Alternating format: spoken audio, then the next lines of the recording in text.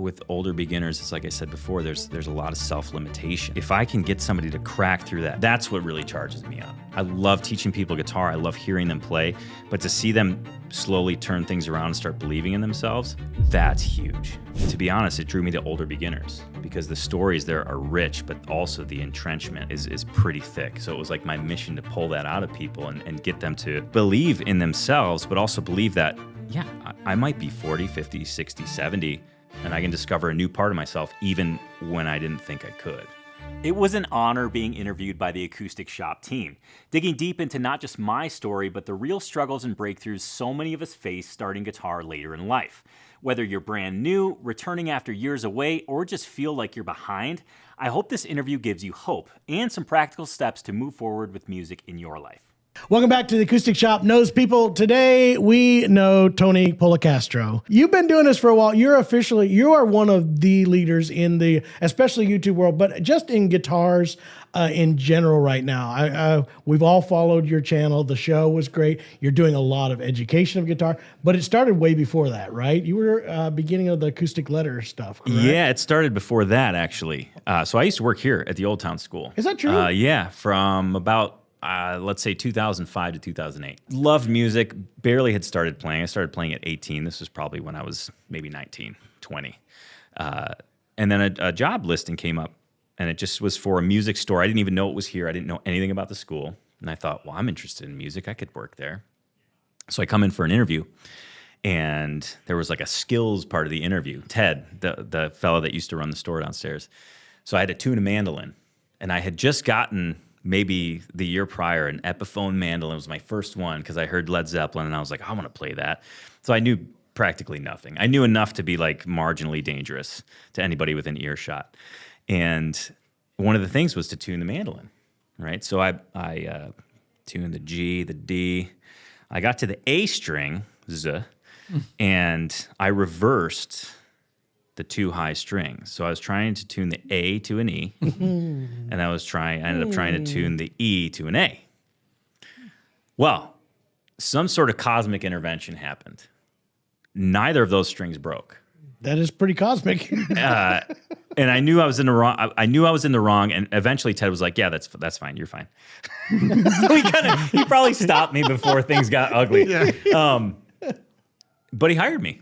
And that kind of started. I mean, I feel like working here at the Old Town School was really the start of it all. It was kind of the catalyst that got me into bluegrass. It got me into acoustic music. I knew nothing. I came in as a purebred metalhead. Like I just don't know how I got hired, but I did, and it set everything in motion. But you said you worked with Bruce Weber on mandolins? Is that what brought you to Montana? It is. I became the instrument buyer at the store downstairs here at the school.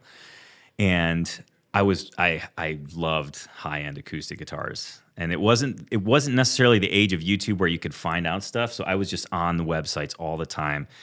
Stan J at Mandolin Brothers, I was on that site all the time because his descriptions were hilarious. So I was just like, well, we should get Bourgeois. We should get Beard. We should get all these high-end things. And I didn't keep in mind that there's a lot of students here who are just starting out. And these aren't necessarily the instruments that you would pair a new student with. Selfishly, I really loved it. Sure. I learned a lot. We carried Weber mandolins. And I had called to place an order. And I asked the sales guy at the time, Rick Banuelos, very grateful for him. I said, hey, if there's ever a job opening out there, I said, let me know. And I kid you not, he called me back within an hour. He said, my wife just got a job in Billings as a something to do with the airport, some sort of flight radar thing. I have to leave. Would you be interested in my job? And I was like, did you know you were asking for his job? No. And the thing is I didn't, it was one of those comments that you make that's about maybe roughly 65% intentional and serious. So I was confronted. It was kind of like I had to eat my words for a second. And I was like, well, yeah, I guess I would be. I would be interested in your job. So they had me out for an interview. I ended up getting the job. I may have been the worst salesperson that has ever tried to sell anything. I've met some bad ones. It was terrible. It was real bad. I was young. I moved out there. My oldest son was 1 at the time. Moved the whole family out there and didn't even know what I was getting into. I really didn't. Were you a traveling rep or just kind of? No. At that point, Weber was we were working in Logan, Montana. We were in a schoolhouse. One of the first schoolhouses in Montana was retrofitted. The gym was retrofitted for the shop. It was a beautiful old building. Yeah. And to be able to be around the creation of those instruments was invaluable. Yeah, sure. The selling that's different. But I snuck out to the shop all the time to see what the guys were doing. But it was great to be around that. And I learned very quickly the lesson that I needed to, and that was I wanted to talk to players more than I wanted to talk to dealers. Nothing against dealers. So it was a difficult transition, but from there I ended up working at the music store in town, and that was a better fit for sure. There you go. Yeah. Then you were selling guitars again? Yes, back to selling guitars, which I loved. I was very fortunate to work at Music Villa in Bozeman. The Gibson shop is it's like 3 miles away, if that. And it provided me a lot of opportunity, to go visit Taylor Guitars, to go visit Gibson, to go visit Martin. I never would have had that opportunity if I wasn't, at Music Villa. So then you're in there and you're working as, sales and stuff in there, but then you become this internet personality because they're starting a new channel. Yeah. Yes, that was a slow go. We didn't know what the hell we were doing at all. We just had an idea okay, we need to reach a wider audience. Bozeman is only so big. It's a college town, so there's this influx of youth and there are a lot of players, but there's only so many. So it's well, how do we get these higher end guitars seen by more people? And so we started plugging away at different versions of reviews, and my now business partner, Levi, and I were working together on it. And he said, listen, we can actually sell instruments online. I mean, this wasn't a novel idea, but the thing that I think that was novel, I'm not going to say we created it, but I think we maybe set things in motion, is we would play the same songs on the same guitars back to back. So somebody could pull up 2 videos and say, I want to try an HD28 versus a D18. What is really the difference? I mean, and granted, we're talking computer speakers here. Nothing beats in person, but to somebody that's interested and is doing research, maybe intimidated to go to a guitar store, it was invaluable. And that's the feedback we kept getting. And then it just kind of started. We'd film 2 times a week, Tuesday, Thursday, and we released one every Tuesday. And that was kind of the start of the whole Acoustic Letter. In this whole process, you've talked about being in sales, being working as a sales rep to dealers. I haven't heard anything about teaching private lessons, but somehow that's your passion project now, is the Yes. Acoustic Challenge, which is a lessons program that you developed. Yeah, that is. Did that just come organically, or did you ever teach private? I did. When I lived in Chicago here, I taught a friend's daughter. She was maybe 7. And it was fun to see. This is going to sound very rudimentary and very caveman. It was fun to see that you could tell somebody something, and then they would do it, and then they get gratification from it. But then working at the school here, I was able to sub for a couple classes. Chris Walls is a great player. The teacher to me that helped. That just he was the one for me. He was the one. It was an X factor. It was the way he approached the guitar, the way he played, the way he thought about it. And I told the first Fretboard Summit is the first time I ran into him in a hell of a long time, 10, 15 years. And I was like, I got to thank you because you were the guy for me. But he had me sub a couple classes, and it was just the wheels started turning. But then I moved to Montana, working at Weber. It was, I had a young family. I was working like crazy. And I needed some extra income, and I'm like, I'm going to just start doing some lessons. I'll do a few lessons. So I would drive to people's houses, which in Montana is it's a hefty drive. I don't think I made any additional money, to be quite honest with you guys. Super fuel efficient vehicle. Yeah, exactly. And I just kind of, from there, I started teaching these onesie, twosie in-person lessons. Music Villa started doing a lesson program. And when I worked at Music Villa, I kind of gradually filtered into the lesson program. I mean, at one point, I had stopped working on the sales floor entirely because my teaching schedule, Monday through Friday, I would hit 8 to 10. I'd teach 4 lessons. I would go video from 10 to noon. I'd go to the gym from noon to 2, and then I'd pick up lessons until about 8 in the evening. And that was probably for a year and a half or so.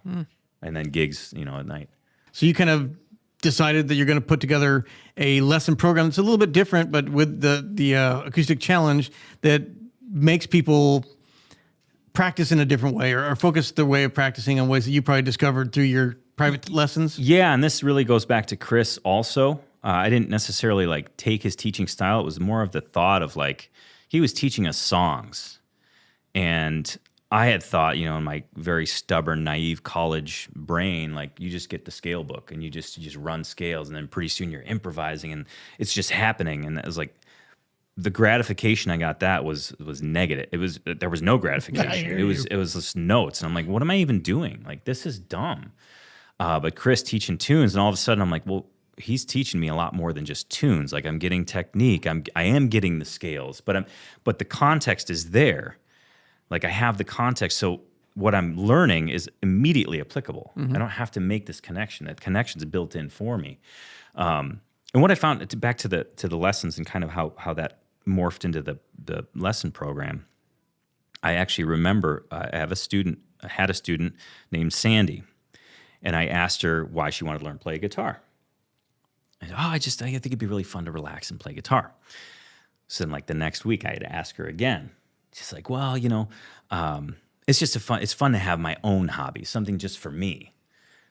And then I'd ask her again, and she's like, well, you know, I had cochlear implants quite a while ago, and she's like, I can hear better now. And to me, I was like, okay, I need to ask the 3 whys to everybody, because there is the surface level. Oh, this is going to be really fun. I love this. This is so fun. I want to have a hobby for myself. But then if you start chipping away, there's always something that's driving that. It's easy to say I want a hobby. It's really hard to get in touch with the true reason why you want to play. That's what fascinated me. And it drew me to be honest, it drew me to older beginners, because the stories there are rich, but also the entrenchment and limitation is pretty thick. So it was like my mission to pull that out of people and get them to believe in themselves, but also believe that, yeah, I might be 40, 50, 60, 70. I could do something new, and I can discover a new part of myself even when I didn't think I could. So that's what kind of drove everything. And the lesson philosophy has morphed through the years, but, you know, going back to what I was talking about with Chris, it's that mental piece paired with, you know, identifying what you're learning through a song. And it feels like a perfect storm a lot. You know, it really, the feedback I get, even at festivals like this, is unreal. Just to kind of give you some context, because I don't know how many people are familiar, I divvy the week up the 5 days, Monday through Friday. There's 5 techniques that are present in every song. There's some underlying technique somewhere in there. Mm-hmm. There might be multiple. There's some identifying signature lick or riff or something that's not only fun to play, but helps you further your technique. I love that. There's some element of improvisation in there, whether it's a pop song or a bluegrass tune, obviously, but that idea of approaching it from, you're not just learning a scale. I want you to take the scale and I want you to just mess around, get dirty, like try it out. There's a chord progression. There's ways that people are moving from chord to chord. So there's transitions. And that's how I lay out the week. Each day, 1 song a week, 5 skills for that song. I love that. And in essence, what I want people to do is, I want them to build songs, or I want them to learn songs because it's fun. It's why you play. But I want them to build a toolbox so that the next song they work on, they're like, let me just hop in my toolbox. I got that chord progression. I actually learned that technique already. So it doesn't seem like this, I'm starting over every time I learn a song. It's you're building up.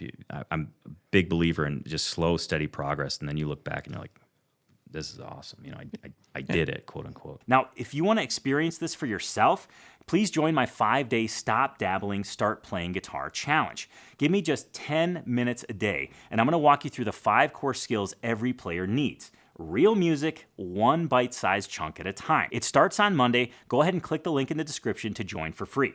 I find a lot with older beginners, it's like I said before, there's a lot of self-limitation. There's a lot of intimidation. And if I can get somebody to crack through that and just see a little piece of light, that's huge. Yeah. Then that's what really charges me up. I love teaching people guitar. I love hearing them play.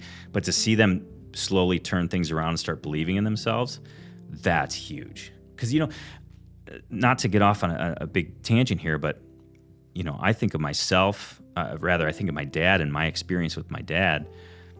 When he retired, it was like his identity was gone. He had worked at the same company for 30, 35 years. That's what he did. Now what? He walks in, he knows everybody, he knows his job, he's damn good at his job. It's gone, and then all of a sudden it's like, who am I? And it's really scary for a lot of people. So to see that type of person come in and discover this part of themselves that they didn't really know existed is really cool. That's really, really empowering for them, and it's very gratifying for me. We just started this project, guitarstories.com, if I can say that. Yeah, you guys can absolutely. edit it out if you don't. No, I love it. It's inspiring. It's why we're all in this. Yeah, guitarstories.com is a project we started maybe 3 months ago, and we kicked it off by asking just our members and just the general public to please submit a guitar story and kind of think of chicken soup for the soul type of thing. What the guitar means to you on a much deeper level, an experience you had with the guitar. And we had like over 200 submissions. And I'm reading through these submissions and I'm just like, I don't know if I could do this. This is like beating my heart into a pulp, There's some serious stuff. There's really serious stuff. We've had people whose parents have fallen down they've gone down the Alzheimer's or dementia route, and their catalyst for wanting to learn how to play is to just keep their brain active. Yeah. And we've, like you said, this gentleman wanted to sing, terrified to sing, wouldn't do it. His friend ended up passing away, gave him a guitar, and he did it at a camp or at a class that he took. So hearing those stories, and really the idea behind those is to share those stories so that other people can see themselves in it and see that A, it's possible, and B, that it's okay to have your story, whatever that is for you. Some people, it's a varying degrees. Some people are saying, I actually met somebody here this week. My story is not, it's not impactful. And I'm like, but it really is. I mean, we had a guy this last week. We did a story that, he grew up and his family, it was all about survival. His parents weren't really present, so he had to do the things that were necessary. Anything extra was not on the table. It was about getting groceries for his brothers and sisters. It was about, making sure they were safe and warm and the roof was over the head.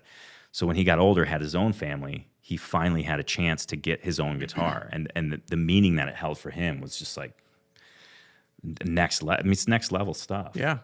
You opened up for a lot of folks this opportunity.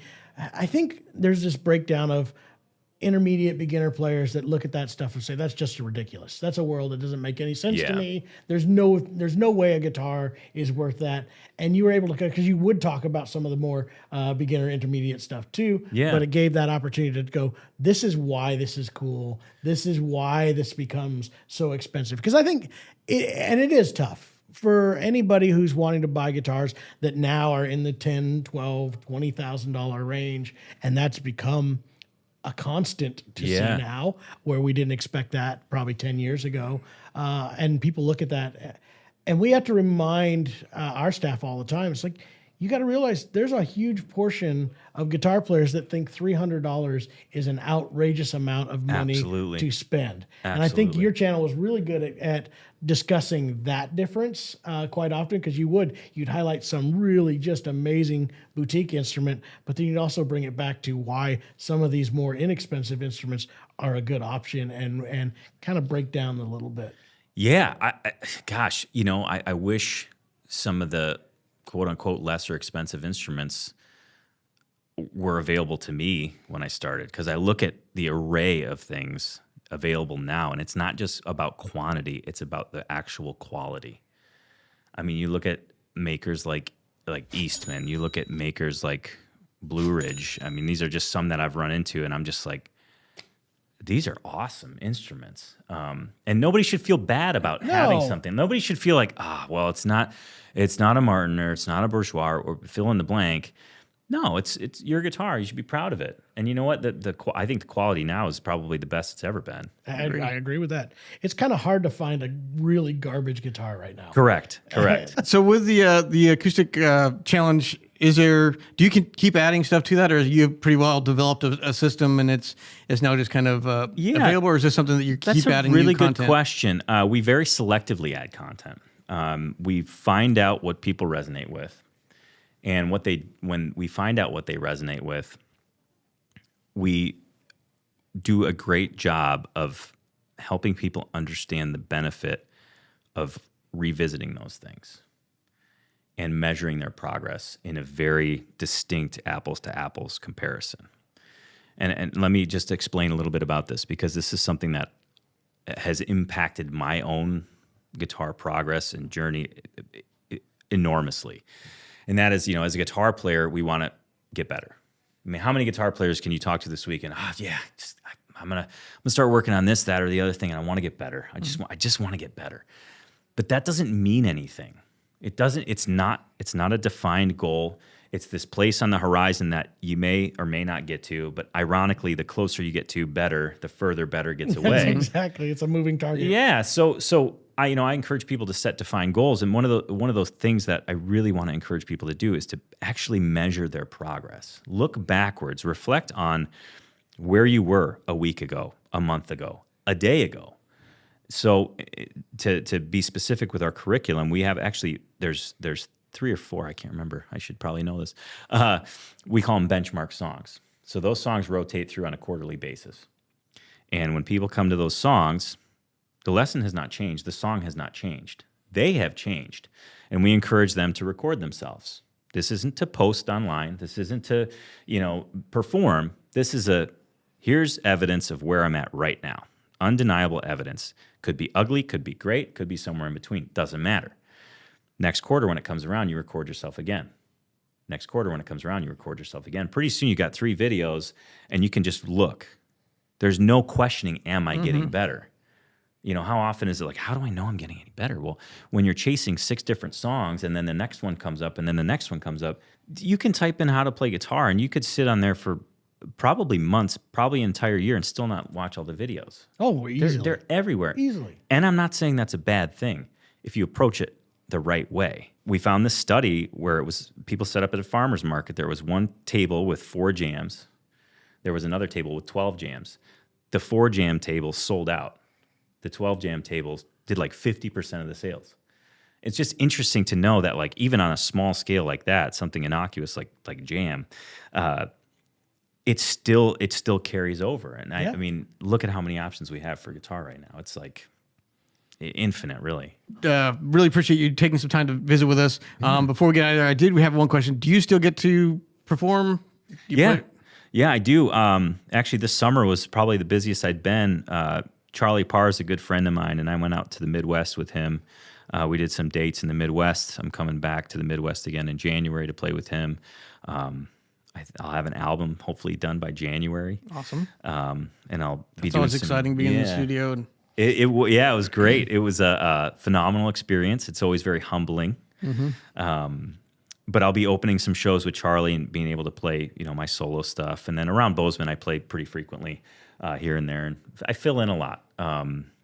Last summer, Tony Furtado came through, and I played with him. So to answer your question, that was a long answer. Yes, I still gig pretty actively. That's great. Yeah. Make sure to check out all of Tony's stuff. The Acoustic Challenge is fantastic. Check out the show. I guess we're going to have this new, stories? GuitarStories.com. Yeah. I'm looking forward to checking that out. Is that officially out right now? It's out. You can submit a story at GuitarStories.com, and you can also sign up for the email. Every Friday we email out a story, and it's just an act of people need to hear these. I know we did say that it's a guitar only thing, but when we first opened the store, it was really cool. Our dad's been teaching banjo lessons since we opened the store. An older guy, probably in his late 70s, said, "Can you teach my dad banjo?" And his dad had wanted to play banjo since he was a kid. He's 99 years old and living in a home. His dad would pick him up from the home every week, bring him in for his lesson, and he took lessons till he passed away at 100 years old. But that was his last thing in life that he wanted to do, was learn the banjo. And again, that was one of those inspiring things that shows that we'll have people come and say, "I think I might be too old to play banjo." And that's the story that always comes up, as this 99-year-old guy that his memory was from childhood wanting to learn the banjo. And when his son asked him, "What do you want to do, Dad?" He said, I want to learn the banjo. So That's beautiful, man. It's never too late to start learning guitar. If you want to check out Tony's Acoustic Challenge, I've made it really easy for you with my free 5-day Stop Dabbling, Start Playing Guitar Challenge. Go ahead and click the link in the description. And if you're an older beginner who's just starting their guitar journey, you're not going to want to miss this video.